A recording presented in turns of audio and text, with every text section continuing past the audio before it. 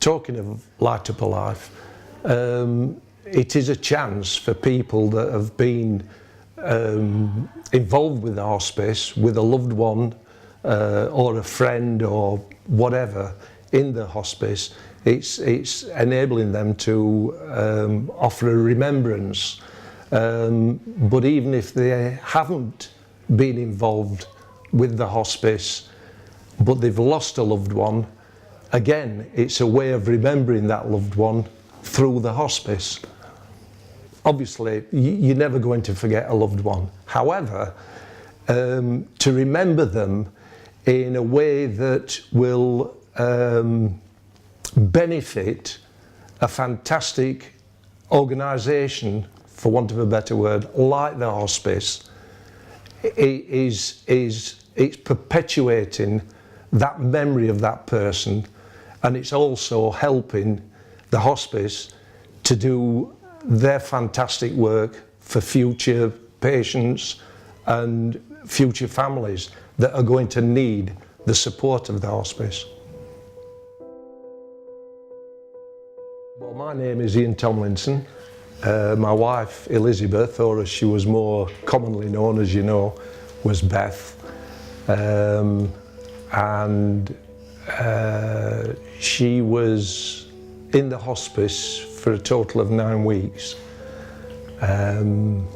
She was diagnosed with lung cancer, having previously beaten bladder cancer some 5 years previously.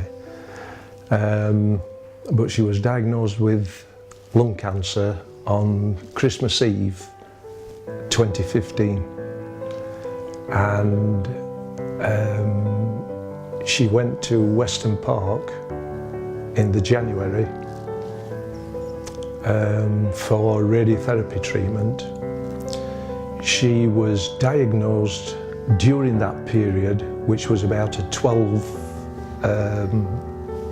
treatment period, which obviously was roughly a fortnight, because they give you the weekend off. It's once a day, and then Saturday and Sunday is a day off.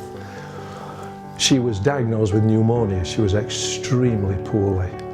So consequently, she went into Weston Park to, first of all, be treated for the pneumonia, and then to finish the radiotherapy.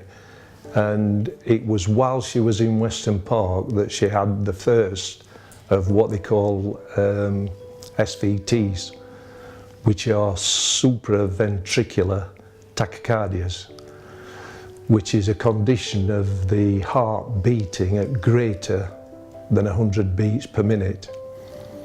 In Beth's case, I think the worst scenario that we had when we took her into hospital from home, when she experienced them at home, was 168 beats per minute.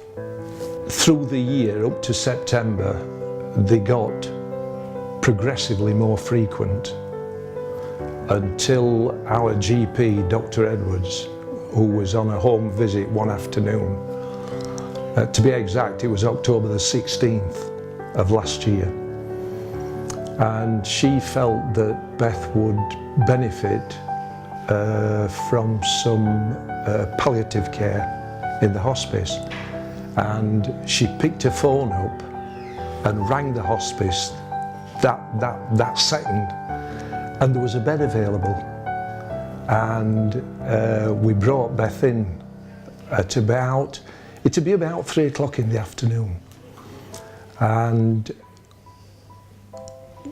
we got her settled in a room, which it was an absolute joy to Beth, this room, because she could see outside, she could see onto the Herringthorpe playing fields.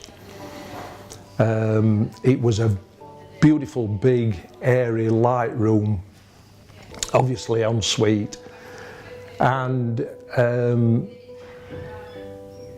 she was laughing and chatting and with the staff as they were settling her in. And I left that evening about 6 o'clock to come home, have a shower, get changed, to come back and visit her. And when I left at 6, she was a completely different person. She was so relaxed and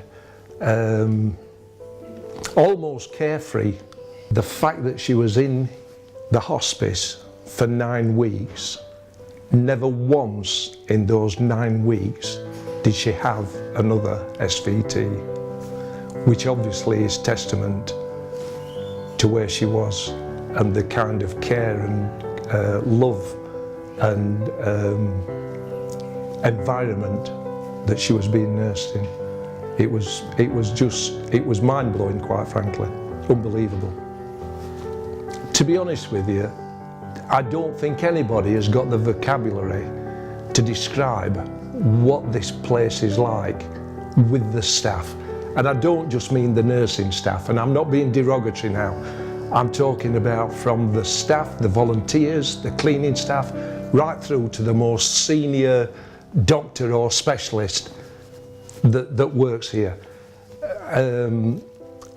I once said to Beth, I said, you know what? I said, I reckon that they must have a massive screening program for job interviews for people that actually come and work here, because everyone is the same.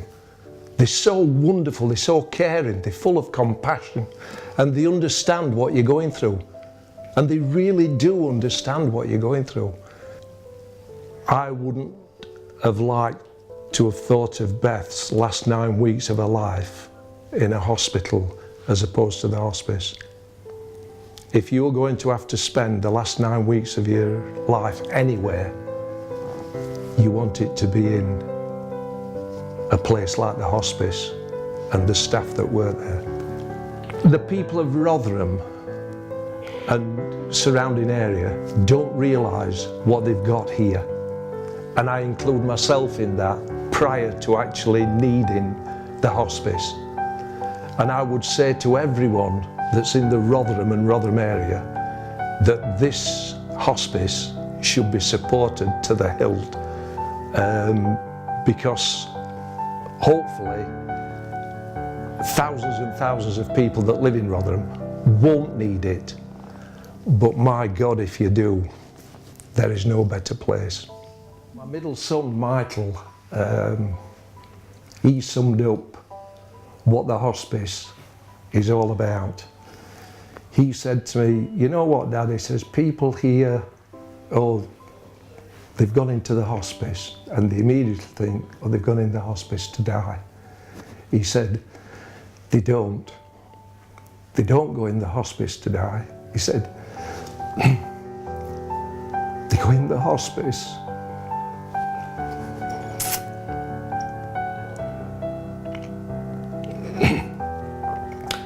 they go in the hospice to live the last few weeks or months of their life.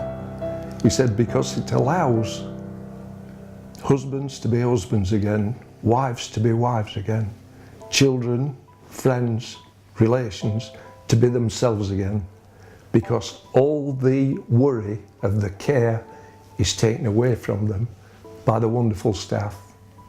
He said, and that really, really does sum up what the hospice does for families.